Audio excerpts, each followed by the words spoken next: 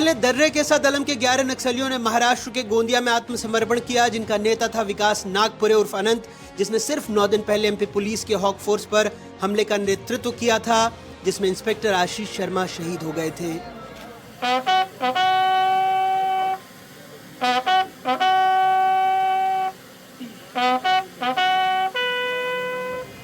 ठीक एक हफ्ते बाद बालाघाट में एमपी के मुख्यमंत्री डॉक्टर मोहन यादव के सामने केबी डिवीजन के 10 हथियारबंद नक्सलियों ने हथियार रख दिए। इनमें 2 स्पेशल जोनल कमेटी मेंबर कुख्यात सुरेंद्र उर्फ कबीर सोडी और राकेश उर्फ मनीष भी शामिल थे। जो हमारे साथ आकर के हथियार का समर्पण करना चाहता है तो उसकी जीवन की गारंटी हमारे द्वारा ली जा रही है। उसके जीवन के पुनर्वास को लेकर के सभी प्रकार के आजीविका के लिए जुड़े हुए जो ज़रूरत होगी वहाँ भी मदद करेंगे। मकान से लगा करके बाकी चीज़ों की चिंता करेंगे, इनाम भी देने वाले हैं और उसी के अलावा भी और कहीं कोई किसी प्रकार का कष्ट होगा उसमें भी हम खड़े हैं। लेकिन हथियार उठा करके जो संघर्ष की इच्छा रखते हैं उनसे हम दबने वाले नहीं, उनको ठिकाने लगे। लेकिन सबसे बड़ा झटका अगली सुबह लगा जब एमएमसी जोन के अंतिम रीढ़ कहे जाने वाले रामधेर मज्जी ने भी 11 साथियों के साथ आत्मसमर्पण कर दिया। वो सीपीआई माओवास्ट की केंद्रीय समिति का सदस्य था।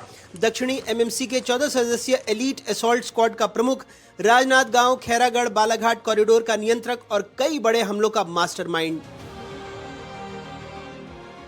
ये सेंट्रल कमेटी के सदस्य हैं रामधेर, जो कि अपने 11 साथियों के साथ अब वापस पुनर्वास करने को, ये इसे आत्मसमर्पण नहीं, बीते दिनों छत्तीसगढ़ के गृह मंत्री विजय शर्मा ने कहा कि अब ये आत्मसमर्पण नहीं पुनर्वास है, उस भटकी हुई धारा से मुख्य धारा में लौटने का पुनर्वास। इसमें 6 महिलाएं हैं और 6 पुरुष हैं और सभी अपने ऑटोमेटिक वेपन के साथ हैं, कारतूस और अपने सारे साजो सामान के साथ ये लोग वापस आ रहे हैं। राज्य की परिस्थिति में वो समन्वय हो नहीं पाया और सभी किस्म का समन्वय टूट गए थे और रोज के रोज और टूटते जा रहे थे। इस बीच में और वो उन साथियों ने भी यहाँ से निकल के सरेंडर कर गए।